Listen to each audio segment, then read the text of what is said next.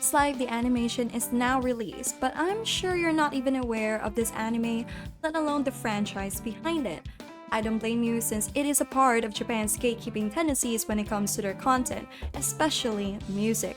There are hardly any translations for Western fans to consume properly. We are lucky if we get fan translations of the Japanese game it originates from. But that's the thing.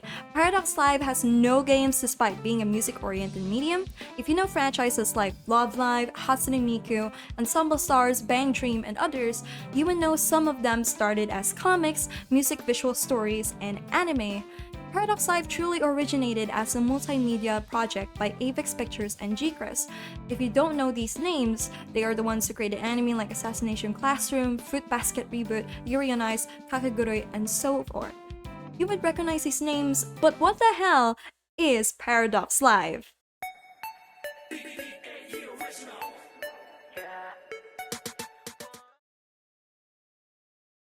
Paradox Live is composed of 4 hip-hop rapper groups with different genres. They are believed to be in the best in that specific genre, like Bay with 80s synth rap, The Cat Whiskers with jazz rap, Cosmos with future bass raps, and Akanyatsura with traditional Japanese festival rap. They all perform because of the Paradox Live competition, in which the winner can have 10 billion yen and have the privilege to challenge the legendary rapper Buraikan and take the title from them. Each of their performances has a deadly cost because of phantom metal. It reacts with their DNA and mental composition to create special effects on their stage. An overuse of them can make them plunge into their traumas, and in this world, we call them trap reactions. I would not include Season 2 in this review, since I would rather leave it up to your curiosity to check out this wonderful franchise. And anime focuses on Season 1 competition, so we'll stick to that. Now that you know the basic summary of the original medium, it is time for my first impressions of the anime.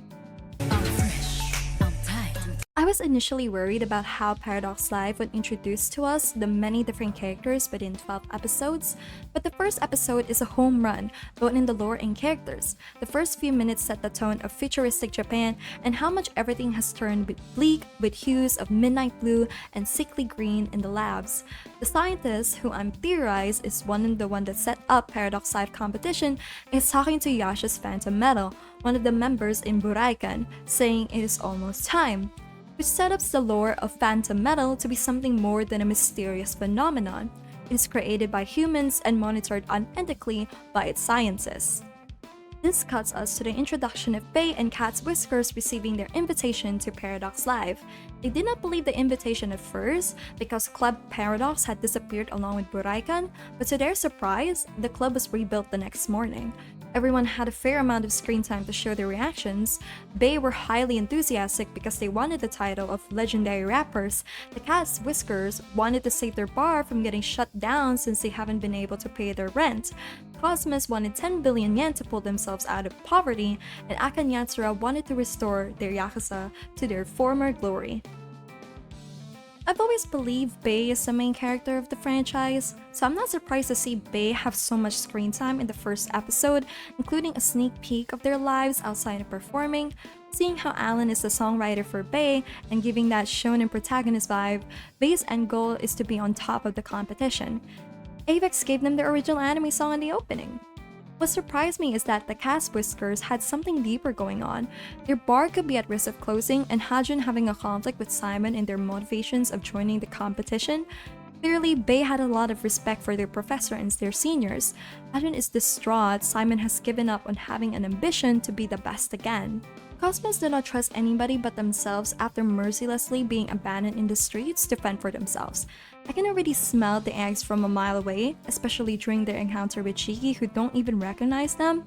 Although I can see their motivations behind joining the competition, they are the ones whose past we know nothing about.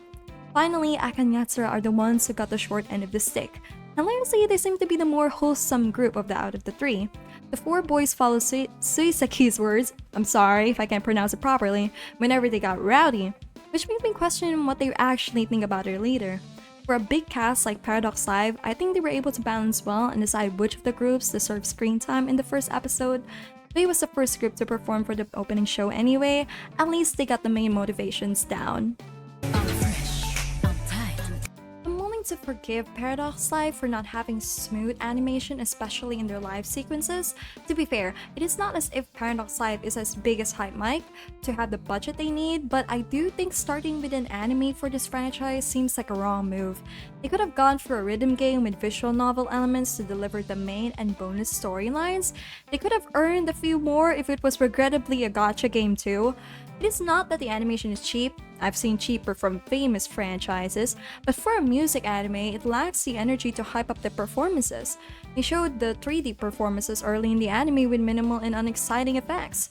Some colors do not mesh well either, and it hurts to see. Most of the time, the characters just do similar hand gestures. It would have been nice to see some choreography even if it was simple.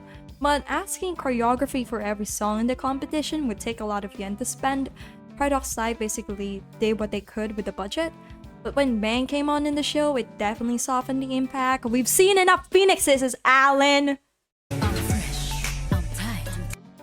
I believe it would take 3 episodes to see if it is worth watching the rest of the anime. I either have high expectations for this anime as a fan that it ruined my perception slightly, but there's still room to improve within the later episodes. After all, we haven't seen the cats Whiskers, Cosmos, and Akanyatsura perform. It might just be that Bae is in a dance group, which is hilariously accurate to how rappers perform in real life. If it were up to me, I highly suggest checking the original material before diving into this anime.